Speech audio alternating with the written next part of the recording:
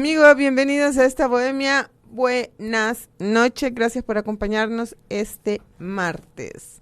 Entramos con una nueva viñeta, gracias a Rafael Orellana y a los compañeros de YSUCA por la producción. Y también tenemos otra cápsula que les queremos presentar de estreno. Escúchenla. En la Bohemia te compartimos algunos consejos para evitar la acumulación de basura. La acumulación de basura en las redes de drenaje es una de las problemáticas más grandes de los ciudadanos, causada en mayor parte por los miles de millones de toneladas métricas de residuos sólidos mal desechados. Una de las formas más sencillas de gestionar los residuos es la regla de las 3R: reducir, reutilizar y reciclar. El problema es que la acumulación de basura y la ausencia de una eliminación de desechos adecuada no solo aumenta la contaminación, sino que también afecta la salud humana. Algunas de las acciones para evitar la acumulación de basura son: no tirar la basura en la calle, tener el conocimiento de los horarios de servicio de recolección de basura en tu localidad, barrer y recolectar los residuos para asegurarse de que sean gestionados de la forma correcta, mantener los contenedores de residuos cerrados, evitar que la basura se disperse con el viento y contamine las calles y las alcantarillas. Sigue estos consejos y de esta manera estarás contribuyendo a que todos podamos vivir en un mejor país. Este es un mensaje de tu programa La Bohemia. Tiremos la basura por las calles, por favor. Ya ven que... Hola, qué gusto, corazón. Tanto tiempo. Tanto tiempo, sí. Siéntate. Es un placer que regreses a La Bohemia.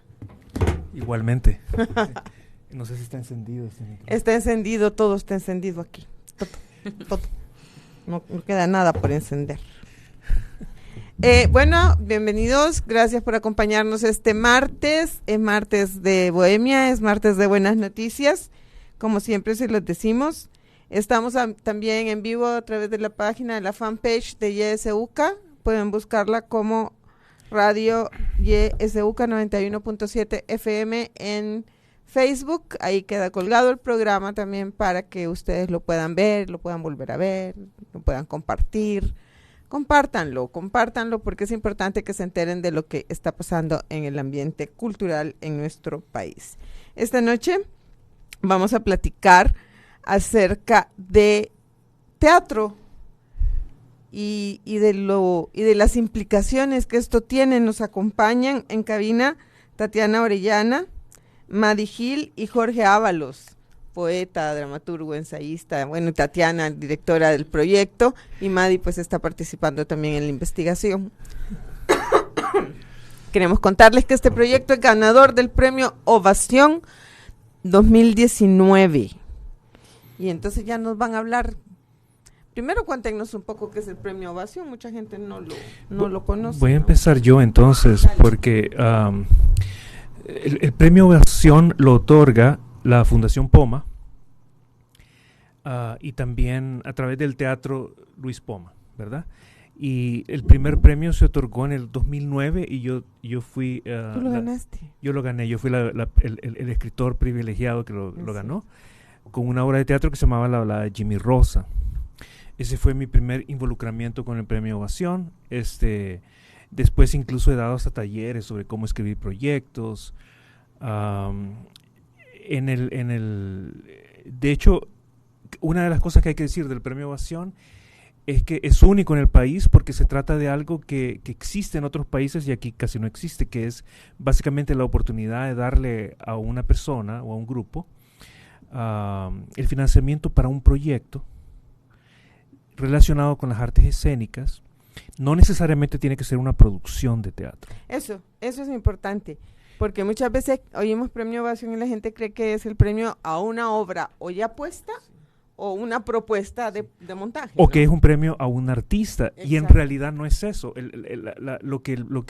La manera en que el premio Ovación define su misión es la de permitirle a un artista, es decir, a un artista que tiene la visión, su propia visión de para dónde va su obra, su trabajo, su esfuerzo, permitirle a ese artista de poder acceder a ese siguiente nivel de desarrollo. Ese es el verdadero propósito del premio Ovación. Entonces, por eso es que los premios Ovación siempre son diferentes cada año.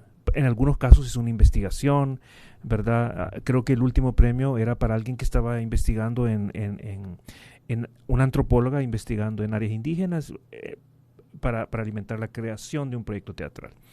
En otros casos es la producción de una obra de teatro. En mi caso, cuando yo lo gané la primera vez, era para la escritura de una obra de teatro y su producción, pero desde la perspectiva del dramaturgo, del escritor, que era algo que no teníamos en ese momento, ¿verdad? Entonces, en el caso aquí de Tatiana, ella lo va a explicar mejor, ¿verdad? Pero era un proyecto realmente de formación, que ya se han dado antes, ¿verdad? Alejandra Nolasco, por ejemplo, ganó un proyecto de formación y que le permitió viajar a Argentina y adquirir nuevas habilidades que eventualmente han dado fruto, ¿verdad? Ella fue codirectora del proyecto de una obra de teatro que yo también escribí, que se llama La canción de nuestros días, que también tuvo un gran éxito y que lo ganó un grupo de jóvenes, en realidad, que era el grupo Teatro Zebra. Eran 3 actrices jóvenes. Entonces, le dejo la palabra entonces a Tatiana para que explique su proyecto, porque yo no soy parte de ese proyecto, yo vengo después, ¿verdad? Sí. Bueno, en su momento cuando yo decidí participar en los juegos, en el premio Ovación, la verdad es que yo me preguntaba qué tipo de teatro quería hacer. Entonces ahí fue donde nació como la necesidad de investigar más sobre la técnica del bufón en un principio y todo lo que esta técnica conlleva, ¿verdad? O sea, tu propuesta al premio era una investigación en el tiempo, una investigación en El Salvador, una investigación en el Teatro Universal, no sé. ¿Cuáles eran como los límites? Porque el bufón en nuestra área es muy poco conocido como tal, ¿no? Sí, al principio sí me interesó como que tanta importancia he tenido o uso, ¿verdad?, en El Salvador, pero después me interesó porque pensé que era una técnica que permitía abordar temas crudos o duros, que aquí estamos llenos en El Salvador de ese tipo de temas, pero de una forma más directa, más clara y a veces hasta con humor. Entonces, eso era lo que más me interesaba de la técnica del bufón. Entonces, aunque hicimos talleres y todo eso, no abordé específicamente la estética del bufón, más bien como el concepto del bufón. Y al mismo tiempo me interesaba el tema de la mujer en la sociedad, los roles que jugaba, toda la idealización de la mujer, ese tipo de temas del rol de género. Entonces decidí proponer algo que combinara estas dos cosas, que me permitiera hablar de los temas de la mujer desde una perspectiva más conceptual desde el bufón. Y por eso fue otorgado el premio, sobre todo, ¿verdad?, por la combinación, creo, de estas dos cosas. Y en un principio se propuso hacer como este trabajo de investigación que arrojaba al final una puesta en escena, un texto dramatúrgico y una puesta en escena, pero sobre todo un texto. Entonces ya con el tiempo se decidió, hagamos también el montaje. Pero entonces la propuesta la haces tú como persona o la haces como colectivo. En un principio estaba con otra persona, la ganamos 2 personas, y con el tiempo esta persona terminó saliendo del proyecto y me quedó a mí el proyecto. Yo creo que lo que hay que notar aquí en este caso es que hubo una situación extraordinaria que fue la pandemia, porque ellos la ganaron en el 2019 para realizar el proyecto en el 2020. Entonces, básicamente, todas las posibilidades de hacer un proyecto eventualmente se cayeron en el 2020. Claro, sí. Y en el 2019, aunque se llegó bastante lejos, ¿verdad?, en términos por lo menos de talleres y cosas así, pero en el 2021 había un problema de que casi no había público. El teatro fue el último espacio que se abrió después de la pandemia. Y ¿verdad? con restricciones. Sí, con restricciones muy fuertes, donde por ejemplo, el Teatro Poma estaba reducido a menos de la mitad de su capacidad, lo cual hacía que los proyectos estuvieran básicamente diseñados para fracasar, ¿verdad? Entonces, económicamente. Exacto. Sí, o no sea, si dependes de la entrada, digo, ¿verdad? Entonces, eventualmente todos los proyectos sí dependen de alguna manera de la entrada, ¿verdad? Tarde o temprano, para poder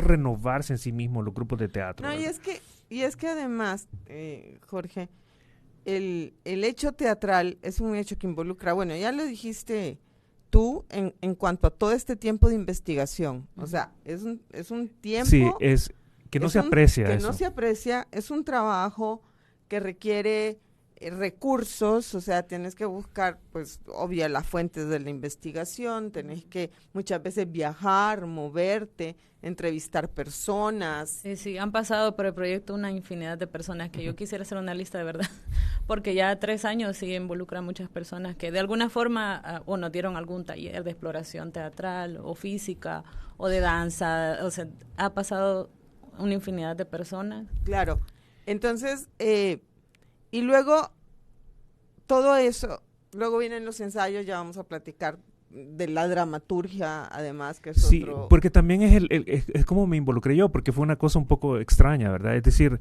yo no me lo esperaba, creo que tampoco ellos, ¿verdad? Lo que sucede es que en algún momento nos encontramos cara a cara con Tatiana en otras circunstancias, ¿verdad? Creo que íbamos a ver cine, yo hago cine también, entonces he escrito cine y lo he dirigido también. Entonces estábamos ahí una vez reunidos hablando y me habló de este proyecto y dije, qué hermoso eso, ¿verdad? Me interesa siempre lo del Premio Ovación porque es como una especie de laboratorio del futuro, ¿verdad? Claro. Entonces me interesó mucho y dije, bueno, si quieres yo puedo revisar lo que hacen, ¿verdad? Etcétera, porque en ese tiempo todavía estaba enfocado en el tema de desarrollar un texto. Pero ya cuando al final ya me llamaron, en realidad el problema era cómo salvamos este proyecto de la caída después de la pandemia. Sí, ¿verdad? Es que no tienen idea, fue un proceso bien tropezado, o sea, era como todavía estarnos, aunque ya podíamos reunirnos, vernos, ensayar y todo en vivo, en directo físicamente, todavía habían cosas que no habían como cuajado del todo. Entonces sí había una necesidad de una persona que supiera dramatúrgicamente cómo ayudarnos a resolver. Entonces a mí me llamó mucho la atención porque mis orígenes están de alguna manera, curiosamente, en el teatro cómico, en el teatro de Buffon, lo que le llamaban, porque yo empecé aquí con títeres en El Salvador a los 16 años con Roberto Franco, que fue muy, muy famoso como titiritero antes de la guerra. Pero en los Estados Unidos yo trabajé incluso con un circo, el circo de la familia Pepinillo, en área de administración, pero estaba embebido de todo eso y tomé talleres y trabajé con el San Francisco Mime Troupe, el Teatro de la Esperanza, que era un teatro chicano itinerante. O sea, yo viví parte de esa vida, ¿verdad? Y conocí mucho el Teatro de Buffon. Es maravilloso. Es maravilloso. Entonces, y además era un circo posmoderno, ¿verdad? Es decir, sin animales, ¿verdad? Donde se podía criticar al circo desde el circo, ¿verdad? Entonces, yo sí conocía esto y conocía el concepto del bufón, pero lo que yo le decía a Tati es que, mira, sí, se puede hacer teatro donde todos los personajes son bufones, y que normalmente quienes hacen ese tipo de teatro son las escuelas del bufón, ¿verdad? Pero, claro. Pero es raro verlo eso. Es más interesante la noción, para mí, como dramaturgo, del bufón como un personaje que viene y rompe con todo, ¿verdad? Que es como esta persona que transgrede todo, ¿verdad? Este personaje que transgrede todo. Entonces, porque entonces hay una normalidad que se rompe, ¿verdad? Uh-huh. Entonces, lo que yo propuse después de ver, de hecho hicimos experimentos, hicimos algunas improvisaciones, jugamos, ¿verdad? Traté yo de entender mejor cómo veían el tema de género. Entonces, básicamente yo llegué a 2 conclusiones después de todo ese proceso. Una es que era interesante pensar el tema del bufón desde su concepto, ¿verdad? Porque el tema del bufón es que básicamente el teatro bufonesco es una escuela de teatro, es una manera de entender el teatro. Claro. Y uh-huh. Es para el payaso, ¿verdad? Entonces, una de las cosas interesantes del concepto del bufón es que el payaso primero no tiene realmente una identidad definida cuando entra a la escuela del bufón. Y entonces, de hecho, empiezan usando máscaras que son simétricas porque no tiene una personalidad, no tiene una idiosincrasia todavía. Entonces, parte de su proceso es que desarrolla, cuando empieza a desarrollar su personalidad, le dan máscaras asimétricas, porque entonces es donde se empieza como a moldear la personalidad, es como a romper, ¿verdad? Mira qué interesante. Ajá, y entonces, pero en el final, cuando trasciende la máscara, porque hay un momento donde el bufón trasciende la máscara, ya no necesita la máscara, por eso es que el bufón termina convertido en un payaso y solo tiene la nariz roja, porque ese es su momento máximo, porque ya no necesita de la máscara. Claro. Ha trascendido de todas las máscaras y se ha encontrado su propia esencia. Es una cosa casi casi zen, ¿verdad? Casi budista. No, ¿verdad? Totalmente, claro. Entonces hay una mística especial, ¿verdad? Pero es muy difícil lograr eso, hay que estudiar mucho tiempo, Sí. es como el mimo, es como el ballet, ¿verdad? Es una técnica, pero el concepto es hermoso. Yo decía, qué interesante sería hacer una obra donde los personajes pasen por un proceso conceptual similar, ¿verdad? Donde primero no sepan quiénes son, se vayan encontrando y finalmente descubran su identidad. Entonces yo concebí una obra donde aprovechaba los elementos conceptuales, pero también utilizaba a un bufón. Y yo me pregunté, ¿a dónde me puedo remontar para encontrar un bufón arquetípico? Y sabes a lo que regresé, es como en los orígenes de la poesía medieval, con la danza de la muerte. Ándale. Porque en la poesía medieval, la muerte se puede reír del ser humano porque el ser humano el rico cree que tiene ventajas sobre el pobre y ante la muerte no las tiene. Entonces el cura cree que tiene ventajas sobre el pecador y ante la muerte realmente no la tiene, ¿verdad? Entonces para el pensamiento medieval la muerte era como el gran ecualizador, ¿verdad? Era todos somos iguales ante la muerte. Entonces yo dije, bueno, ahí está mi bufón, ¿verdad? Es la muerte. Entonces escribí una obra donde el bufón es la muerte. Esa es una obra inspirada en el teatro medieval, en el concepto medieval de la muerte, pero puesta en el mundo moderno. Entonces yo digo, aquí en El Salvador, bueno, enfrentémonos al tema de la violencia. Entonces, como estábamos hablando de género, era enfrentar el tema de la violencia de género. Pero como éramos 3 actores y 3 personajes, y por las cualidades de los actores que teníamos y todo esto, yo pensé, bueno, expandamos este concepto de género, y entonces hemos incluido también a personajes que se encuentran en los ámbitos ya de la divergencia de género. Un poco así me comentaba fuera de micrófono, Tati, que era estudiar la feminidad desde lo femenino mujer y lo femenino hombre, que es parte de nuestra de toda nuestra sí. Concepción social, ¿no? Entonces eso es bien interesante, o sea, poderlo explicar como femenino en géneros distintos. Sí, es que yo pienso que todavía en nuestra sociedad hay normas y reglas, siempre hablando de roles de género, de cosas que deben o se deben hacer o decir o vestir porque se es hombre o porque es mujer, ¿ve? En este caso quisimos como ser un poco más inclusivos en ese tema, ¿verdad? No limitarnos también como...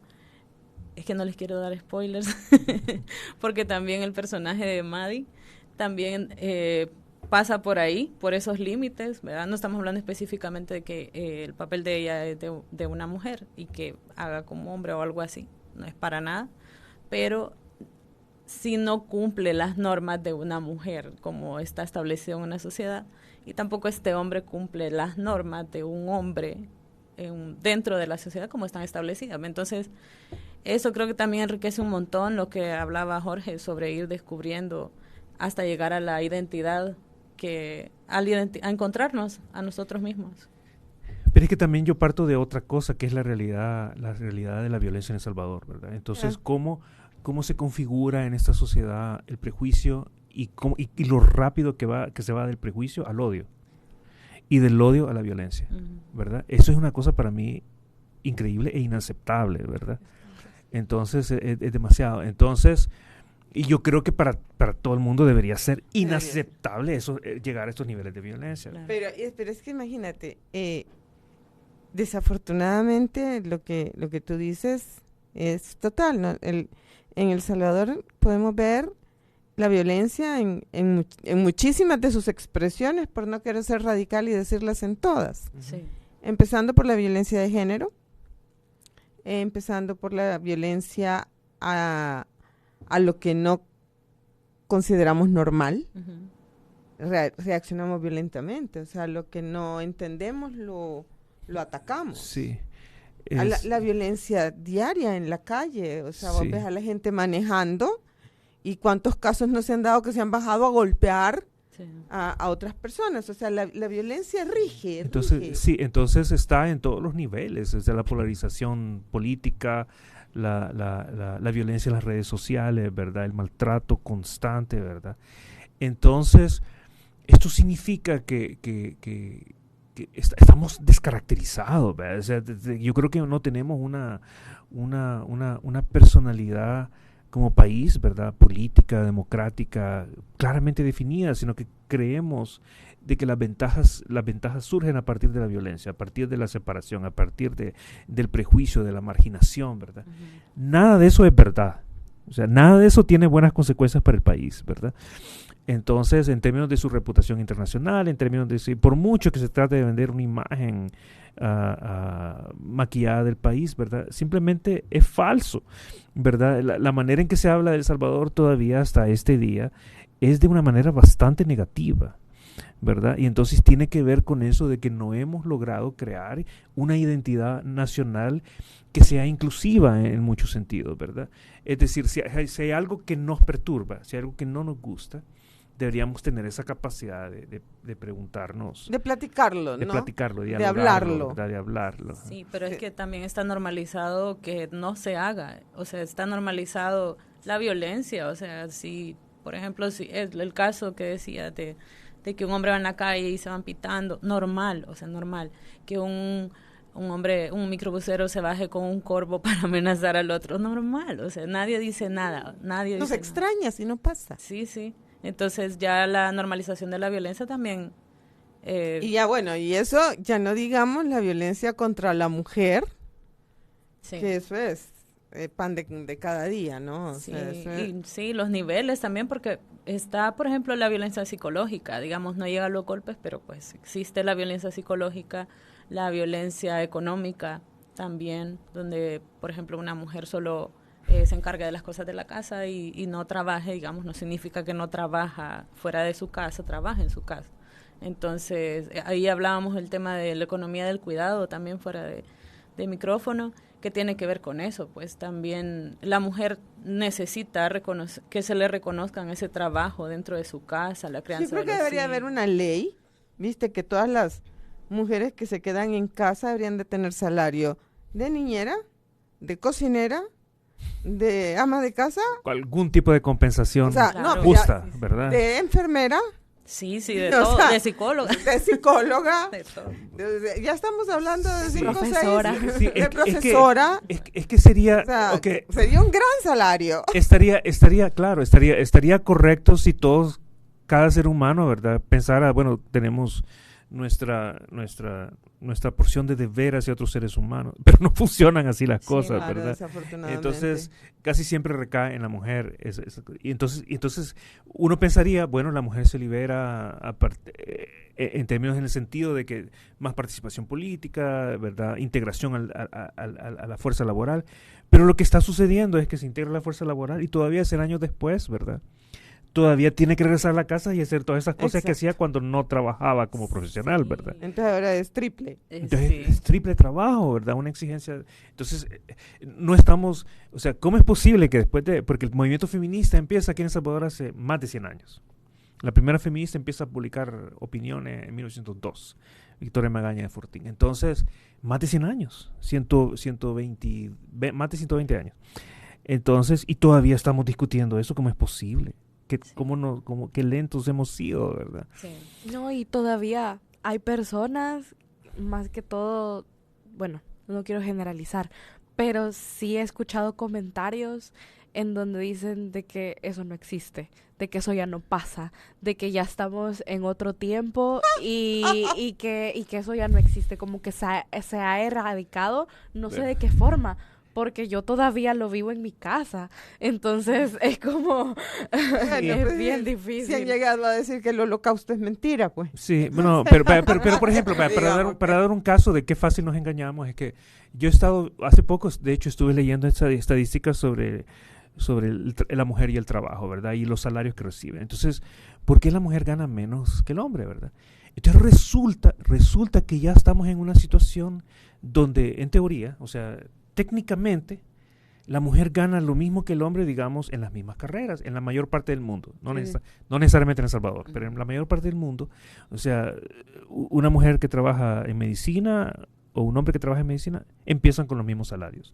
O aquí en El Salvador con los fiscales, ¿verdad? Mujeres fiscales y hombres fiscales.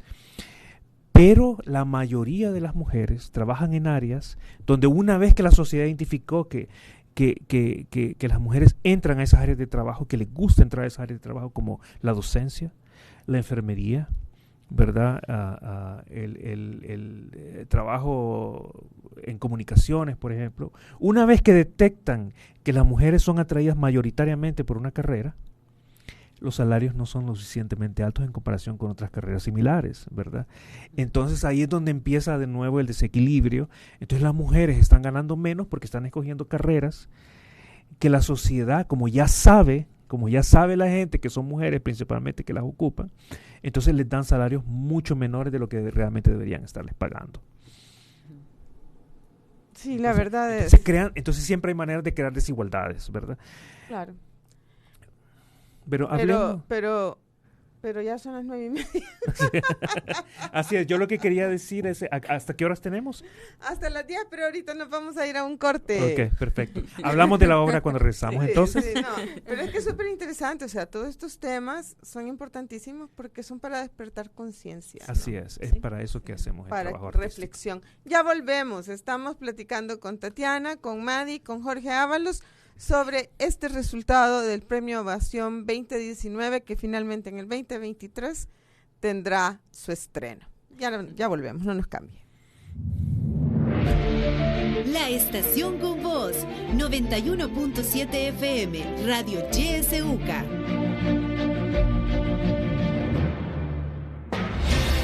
Noticias YSUCA, con información veraz y oportuna, de lunes a viernes en sus 3 emisiones, 6 de la mañana, 12:30 del mediodía y 6 de la tarde. YSUCA Noticias, por el 91.7 del FM. Seguimos fortaleciendo nuestro compromiso con la formación académica de calidad, la investigación y la proyección social, para continuar aportando con rigor científico a la comprensión de la realidad y el bien común. Universidad Centroamericana, José Simeón Cañas, UCA.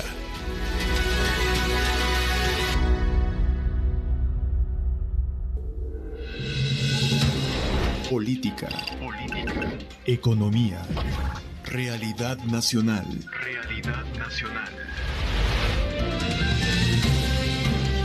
Te invitamos a que no te pierdas nuestro espacio de la entrevista, de lunes a viernes a las 7 de la mañana.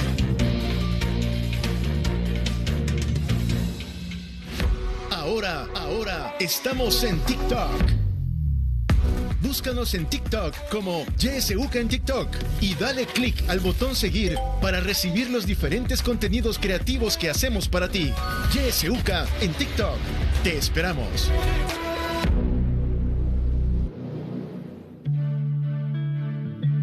Radio YSUCA te acompaña en todo momento.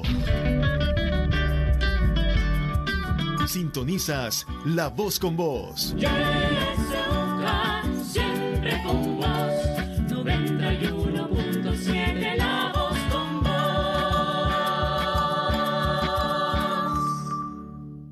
Estamos de regreso aquí en La Bohemia. Estamos hablando con Tatiana, con Madi y con Jorge Ábalos. Ellos nos traen la primicia del resultado ya de una investigación de 3 años.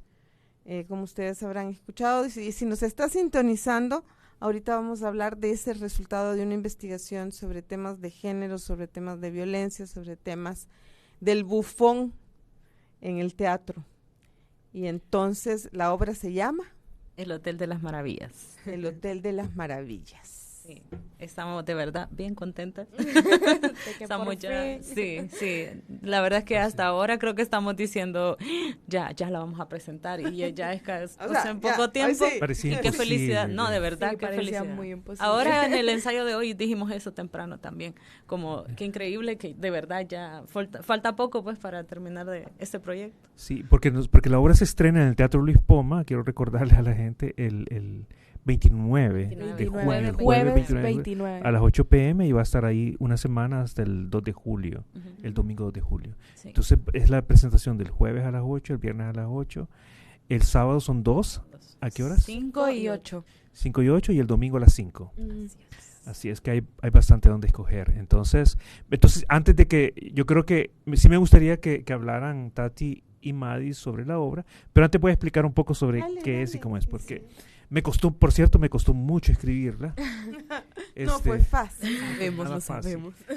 Porque así como te expliqué antes de que estaba usando estrategias del Buffon y del teatro medieval, esas obras se llamaban misterios antes. Misterios, en inglés se llaman obras de milagro, ¿verdad? Miracle plays. Entonces, donde sucede un fenómeno que parece sobrenatural, pero que tiene que ver de alguna manera con los arquetipos de la religión, ¿verdad? Entonces era bien interesante el tema de la muerte porque lo que la gente se olvida, la gente le tiene miedo a la muerte, pero lo que la gente se olvida es que en realidad la muerte, dentro de los arquetipos de las religiones judeo-cristianas y musulmanas también, de la religión musulmana, la muerte es un arcángel, es un ángel. Es uno de los 4 grandes arcángeles, ¿verdad? Como San Miguel, como San Gabriel. ¿Cuál es el tercero? Ya ni nos acordamos. San Jorge. No. No, ese es el de... No, San Miguel, San Rafael. San Rafael. San Exacto. Rafael. Pues la muerte es Azrael, es el ángel de la muerte, es un arcángel, ¿verdad? Y es espectacular como es descrito en la tradición, ¿verdad? Es un gigantesco porque crece de acuerdo a la población, ¿verdad? Se va haciendo, entonces es súper gigantesco, ¿verdad? Entonces es un gran ángel y entonces aparece en la tierra y tiene un oficio, que es el oficio de la muerte, darle un límite a la vida humana, porque en esa vida humana tan breve estamos obligados a definirnos, ¿verdad? A crearnos una identidad, a crearnos una misión y a definirnos de alguna manera. Entonces, la obra que yo concebí es una en donde aparece esta figura de la muerte en su manera arquetípica, ¿verdad? Se ve como una niña en esta obra, la muerte. Eso es una cosa bien curiosa, ¿verdad? Yo imaginé que todavía le falta mucho a la humanidad, la muerte todavía es una niña. Entonces está como un poco jugando. Entonces, en esta obra, la muerte es un personaje extrañísimo porque la razón por la que está aquí, porque la que está jugando con esos seres humanos, es porque quiere sentir. Quiere saber qué es esto, de por qué las personas se aferran a la vida. Y en particular, si hablamos del Salvador, ¿verdad? ¿Por qué en esta sociedad tan violenta, con tantos muertos en su historia, ¿verdad? ¿Por qué los salvadoreños se aferran tanto a la vida, ¿verdad? O sea, ¿qué significa eso? Fíjate que es interesante porque yo siempre he admirado y siempre me ha interesado muchísimo y me parece súper increíble la relación, por ejemplo, que los mexicanos tienen con la muerte. La visión que los mexicanos tienen de la muerte. Cómo la celebran, ¿no? Cómo la conciben. Y ahorita que me decías que en tu obra la muerte es una niña, menciono una serie que está pasando Televisión Azteca y se llama Un día para vivir, en donde la muerte es una mujer hermosa, preciosa, que se le acerca a las personas y le dice, ¿sabes qué? Hola, nena. Te quedan 24 horas, ¿verdad? No sabía que existía esta serie. La deberías de buscar, ahí está en YouTube. Pero sí, vienen de estas tradiciones, ¿verdad? De lo que tú decías, ¿no? O sea, está entre nosotros, está con nosotros. Es ese ángel de la muerte que te acompaña siempre. Y siempre, desde que nacemos... Ahí está. Hasta lo decimos en la obra de alguna manera, ¿verdad? Dicen los dientecitos que se nos caen, ¿verdad? En los pelos que se nos van cayendo, ¿verdad? O sea, y las enfermedades, ¿verdad? Entonces la muerte de alguna manera siempre está presente, siempre se está anunciando, ¿verdad?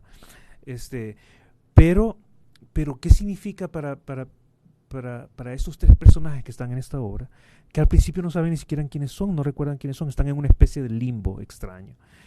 Y entonces, y finalmente cuando aparece este personaje de la muerte, que es un enigma, que al principio no saben ni siquiera quién es, ¿verdad? Pero se dan cuenta que bueno, nada de spoilers, ¿verdad? Sí. Bueno, entonces es que es una obra bien complicada de no hacerle spoilers, ¿verdad? Definitivamente, pero además yo pienso que por el tema, por el dramaturgo, que conocemos su trabajo, no le podrías hacer un spoiler de ninguna manera, o sea, por más que le expliques, que me imagino que la cuestión, la puesta, la cuestión visual, el trabajo actoral, o sea, es inespoilable. sí, es muy difícil porque al final de cuentas tiene que ver, el arte del teatro tiene que ver en cómo realmente lo hacen, ¿no? Cómo resuelve uno. Entonces, pero parte de eso es porque me costó también escribir la obra, puedes contar la obra. Yo digo, puedes contar la historia. Pero fíjate que generalmente cuando vas a ver la obra se desenvuelve de manera... pero por ejemplo en las obras que yo he escrito antes, hay cosas que si se revelaban realmente se arruinaba la obra, ¿verdad? Entonces, y nunca me pasó que alguien corriera la voz, ¿verdad? Eso es lo que pasa en esta obra. Sino que no. Este es el final. Sí, entonces no, la gente la vivía mayordomo. y lloraba y todo eso. Entonces, claro, nunca me pasó, ¿verdad? En esta obra es complicado porque, por ejemplo, podríamos haber ocultado que estaba el personaje de la muerte, ¿verdad? Pero queremos decirlo porque de alguna manera estamos orgullosos de que estemos haciendo esto, que estemos jugando con la tradición, ¿verdad? Bye. Además te quiero decir también, muchas veces... si tú vienes si ustedes vienen y me dicen, no, es que vamos a presentar el Hotel de las Maravillas. Chao, somos 4, el resultado de una investigación, está bien chévere, hablamos un poco de la violencia, hablamos un poco de la feminidad, los esperamos. Sí. No, exacto, entonces en esta obra de teatro... Pues, a la gente del Hotel de las Maravillas le puede sonar Alicia en el País de las Maravillas. Sí, claro. le puede sonar a cualquier cosa, ¿no? Es que verdaderamente lo que pasa en esta obra es verdaderamente mágico en términos de cómo se va desarrollando la historia, en términos de cómo está escrita, ¿verdad? Es que hay sorpresas a cada momento, ¿verdad? Es decir, cada vez que cambiamos de escena hay una sorpresa nueva. Entonces es mágica, entonces incluso al principio es divertida, es muy divertida la obra. Y nos va metiendo en un mundo que es como una mezcla entre el horror y la ciencia ficción, ¿verdad?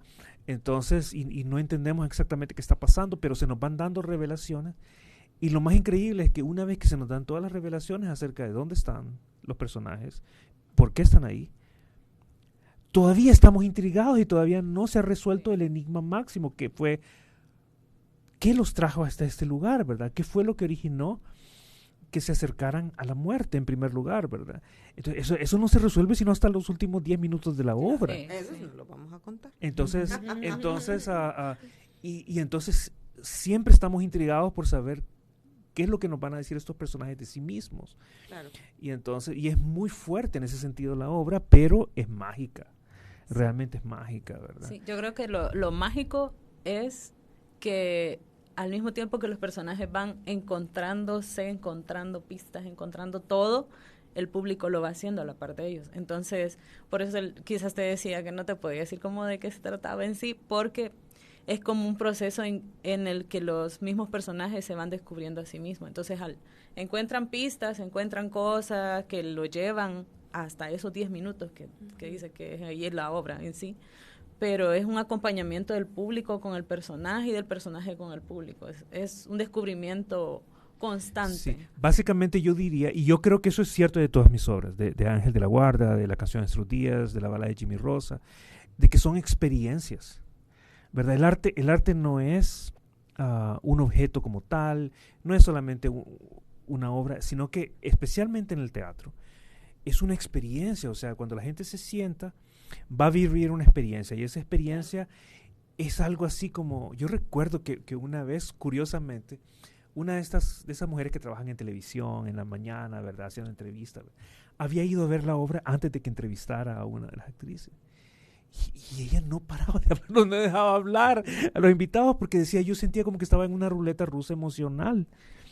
¿verdad? Entonces, eso pasa en mis obras, se los garantizo, ¿verdad? Se los garantizo. Entonces, la razón es porque yo no estoy jugando, yo no estoy manipulando emociones. Lo que estoy haciendo es que estoy hago un análisis profundo de la realidad y entonces los estoy llevando a través de una historia que es un poco compleja, pero que al final todo se va aclarando, ¿verdad? Y entonces las emociones reales que siente la persona no son porque yo esté manipulando las emociones de nadie, es que nunca lo hago.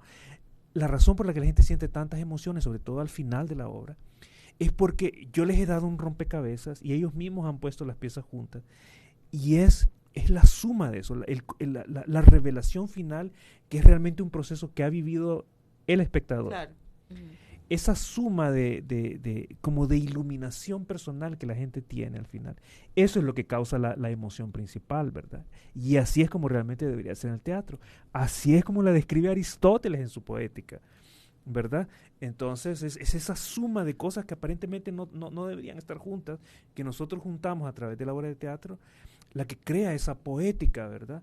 Y entonces el espectador está ante este rompecabezas histórico, emocional, lo que sea, y sumar todas estas piezas y encontrar significado en la historia es lo que le causa la principal emoción y lo que le ayuda también a pensar en la vida en otros términos y a pensar en cómo le doy significado a mi propia vida. Yo creo que para eso es el teatro principalmente. Yo quisiera que, ya que están ahí ustedes, ahí como actrices, que hablaran de ese proceso de actrices. Yo de hecho quería mencionar que una de las cosas más importantes y con lo que nosotros también, y yo como actriz quiero conectar con el público, es que lo que mueve la obra es el amor. Entonces, al final de cuentas, todas esas cosas que vamos descubriendo y todo eso que vamos, como el recorrido que llevamos los personajes y que el público nos acompaña en eso, son al final la suma de las cosas que amamos, y eso es lo que crea nuestra identidad al final de cuentas. Entonces es bien bonita, yo me siento súper contenta y la verdad es que me llena un montón cuando leo mi personaje y voy descubriendo nuevas cosas, porque al final es eso, es la suma de todas las cosas que amo y por las que estoy dispuesta a luchar, y hasta qué punto he llegado para enfrentarme con la muerte, para luchar por eso que tanto amo. Y así el personaje de Rodrigo, el personaje de Tati, cada quien con un enfoque diferente, igual, o sea, como las personas en general, o sea, tú amas algo y por eso estás dispuesto a luchar, usted ama algo y está dispuesto a luchar por eso, y todos aquí en esta sala estamos dispuestos a luchar por eso que nos mueve, que es el amor. Entonces, eso es lo que me gusta de la obra, y también como de los descubrimientos que además hicimos, aparte de, digamos, digamos así, ¿vea? Como hablar de los temas de la mujer o los temas de género y de la violencia. Al final de cuentas también caímos como en esto, ¿vea? Hasta qué punto nosotros estamos dispuestos a luchar por lo que amamos y defenderlo eso. Mira, tenemos aquí una pregunta de un radioescucha, me la acaban de compartir. Dice una pregunta para los amigos invitados. ¿Sortearían pases de cortesía para nosotros, los radioescuchas de este programa cultural? 2. ¿Qué se podría hacer para promover más el teatro? ¿Qué creen que está fallando? ¿Por qué no consumimos teatro? Bueno, lo de los pases entiendo que eso lo maneja el Teatro Poma. Sí. Y entonces... Sí. Pero podríamos hacer una dinámica, estén pendientes, ¿verdad? Sí, atentos a las publicaciones del Teatro Poma, porque el Teatro Poma se hace dinámicas de este tipo, ¿verdad? Se los pueden seguir, digamos, en Instagram, búsquenlos en Instagram o en Facebook, y nosotros nos vamos a encargar de hablar con las personas del Teatro Luis Poma para que hagan una dinámica digamos, de aquí a una semana, por ejemplo, para sortear un par de Sí, a de través entradas. siempre de esta radio podríamos hacerlo para que ustedes también... Lo podríamos anunciar a través, nosotros con gusto claro, enviamos la información. Sí, y haciendo eso, siguiendo las redes también. Y, Sí. Ajá. Bueno, ustedes como grupo, ¿cómo se llama el grupo? En realidad, como le mencionaba antes, primero aplicamos al proyecto y luego buscamos a las personas. Así que ahorita somos oficialmente el elenco del Hotel de las Maravillas. Okay. Pero el Hotel de las Maravillas no han abierto una fanpage, no han abierto algo. Sí, nos pueden seguir en Instagram y en Facebook como el Hotel de las Maravillas. En Instagram solo le ponen teatro o el Hotel de las Maravillas Teatro. ¿Que no es el Hotel de las Maravillas SB o algo así? No, teatro. Teatro, ok, Sí. teatro. Y con la otra pregunta de cómo podríamos promover el teatro, pienso que eso viene de la educación, para mí. Por ejemplo, Madi y Diana son dos chicas que han estudiado teatro aquí de alguna forma. Hay un técnico en Matías, en la universidad. Sí. Entonces ellas dos, yo las conocí ahí cuando era catedrática, entonces por cosas de la vida también hemos trabajado juntas. Y de esta forma también es como ellas se integran al proyecto. Madi también, aparte de ser actriz y haber estudiado en el técnico, es bailarina, es profesora de yoga, de danza, de todo. Mucho con el cuerpo, cosas físicas. También en el elenco está Diana, que también canta, es actriz y ha estado en un montón de proyectos desde hace como 10 años, más o menos. Y Rodrigo Trigueros también, que ha tenido estudios en el extranjero. En Canadá. En Canadá. Teatro, es actor. Profesional. Sí. Es muy profesional, por cierto. Sí, demasiado. Cuando entró, sí, es que cuando hicimos el casting también era como, ni siquiera le pedimos que repitiera nada, creo.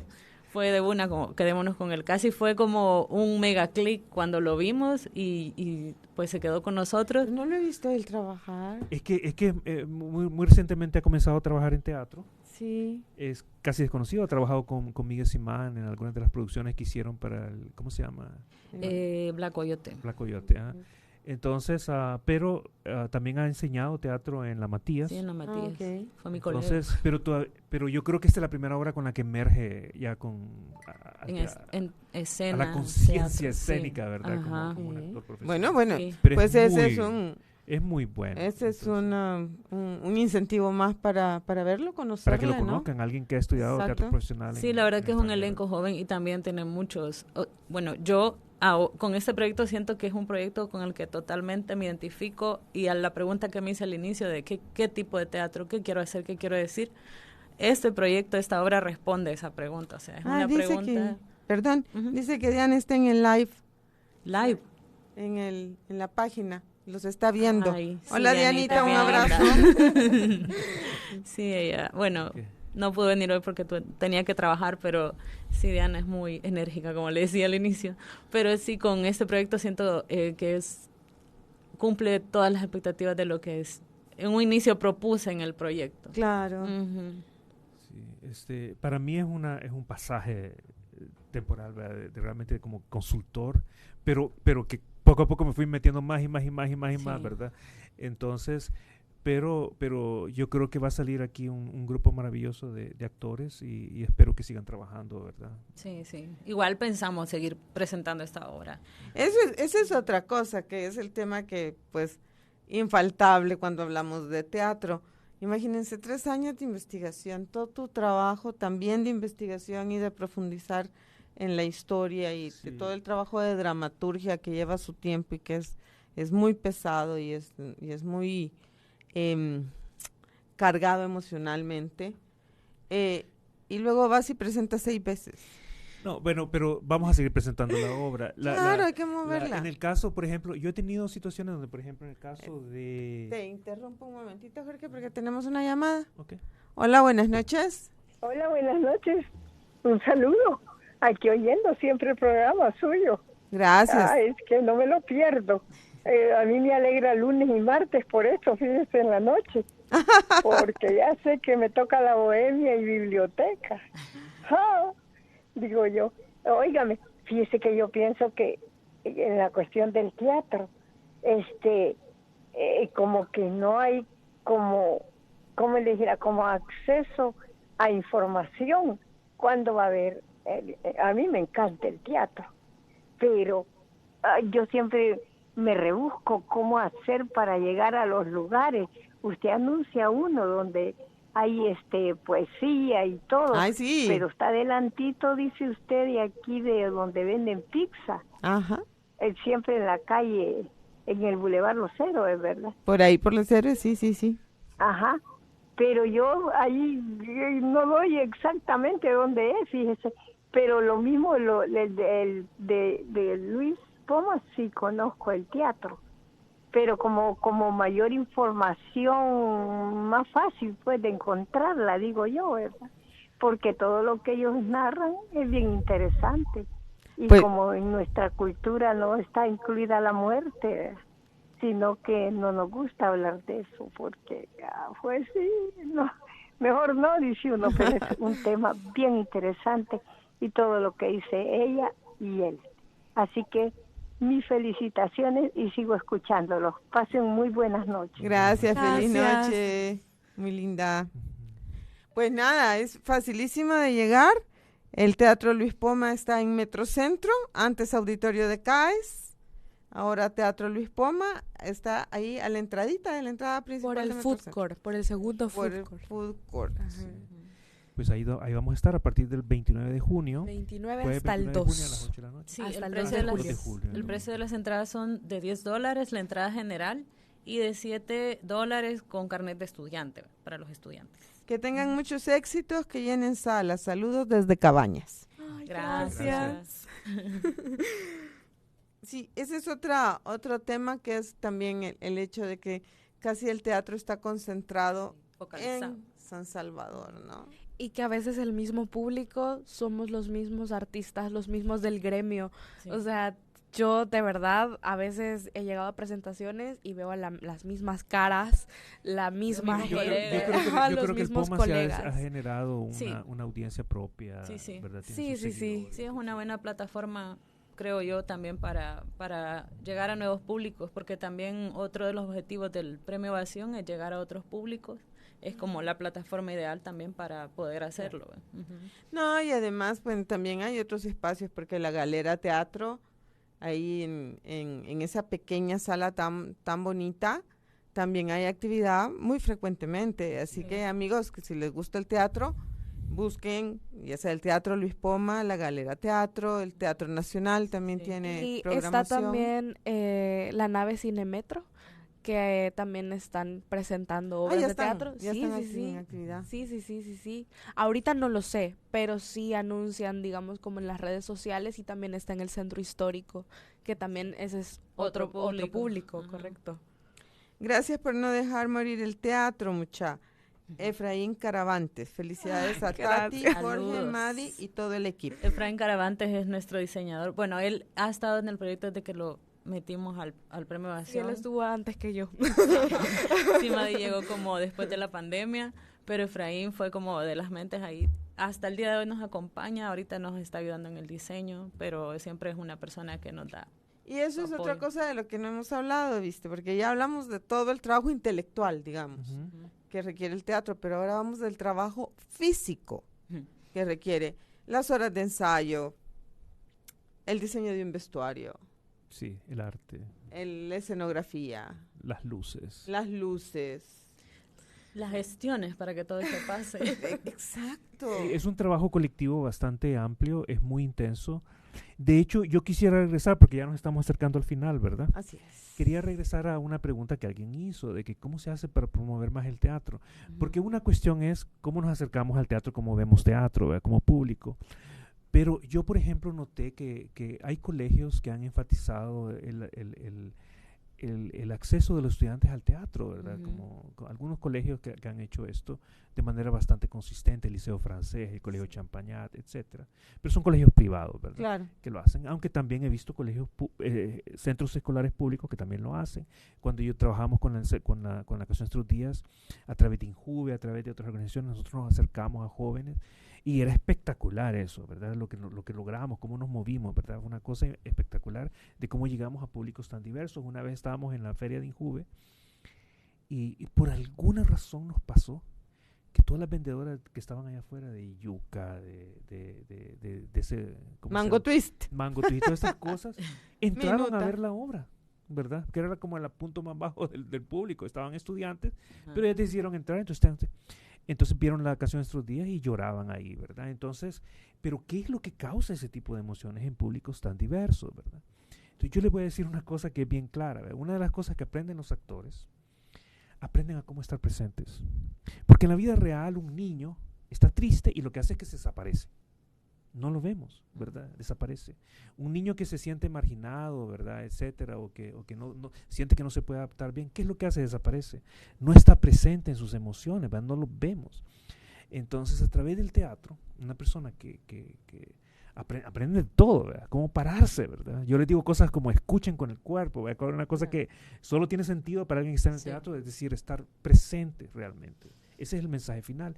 Entonces, una de las cosas que pasan es que si en la escuela secundaria a los estudiantes se les dan clases de teatro, no para convertirse en actores, no para convertirse en directores o dramaturgos y nada de esto, sino simplemente para gozar la experiencia del teatro. Si se unen a un grupo de teatro, van a aprender a hacer esto.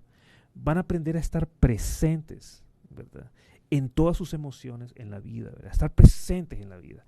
El teatro te crea eso. La otra cosa que el teatro crea es este sentido de colectividad donde cada uno tiene un rol, pero al final todos construimos una sola imagen, una sola historia, un efecto único. Una sola energía. Ese es el sueño de los empresarios, ¿verdad? De que todo el mundo trabaje con una meta, ¿verdad? Entonces ese espíritu, esa ¿cómo se llama? Sinergia. Esa sinergia se puede enseñar a través del teatro, porque no se puede enseñar a través de clases de matemáticas ni de social, se puede enseñar a través del teatro, ¿verdad? Cómo juntar a un grupo de gente con un solo fin y donde cada uno esté jugando un rol diferente. Sí. Entonces el teatro, si se mete a las escuelas de esa manera, con ese fin, ¿verdad? Hacer más presentes a las personas en la vida, ¿verdad? O también para ayudarlos a conectarse a través de colectivos. Entonces, ahí es donde realmente se va a promover el teatro, ¿verdad? Usándolo educativamente. Sí. Meli Aguiñada Bernal dice, el talento de Jorge como dramaturgo es incuestionable y no dudo tampoco del equipo que lo acompaña. Saludos a Diana también, ahí estaré en el teatro. Víctor Hugo Rivas, felicidades, son lo máximo, ya quiero ver la obra. Muchas gracias. El fan número 1. Pues nada, son lo máximo, definitivamente se nos acabó el tiempo, desafortunadamente es lo único que en esta bohemia siempre nos hace falta y es tiempo. Esta es su casa, me encantaría, obvio que los iré a ver, pero me encantaría después de la temporada que regresáramos y tuviéramos un feedback de qué pasó. Porque además, me voy a tomar 2 minutos más, nada más, Cindy. Además, en el teatro, y ustedes lo saben perfectamente, han ensayado, tienen un personaje, tienen un papel, pero después de 2, 3 funciones van a ir descubriendo tantas otras cosas que no habían visto. Totalmente. Y se va enriqueciendo tanto. Y lo dice una actriz que sabe. Sí. Que al final tu personaje con el que empezaste es un ser humano distinto cuando terminas. Exacto. Entonces esa reflexión es bien interesante y poder ver qué pasó con el público, poder ver qué pasó con ustedes, si tuvieron el efecto que quisieron. Entonces me encantaría si después de la... Interesante, sí. Con gusto. Por supuesto. Me encantaría regresar. ¿Verdad? Sí.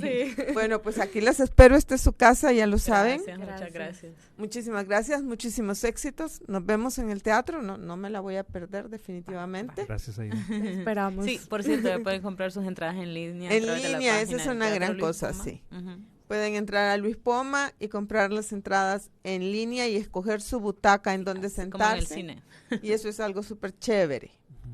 Así que muchísimas gracias, nuevamente éxito, gracias a ustedes por escucharnos, gracias a Cindy por estar en los controles con nosotros y recuerden que mañana es miércoles de poesía en Restaurante Hidalgo, ahí en Avenida Los Andes 2931, abajito del Colegio García Flamenco, ahí pegadito a Idea Pintén.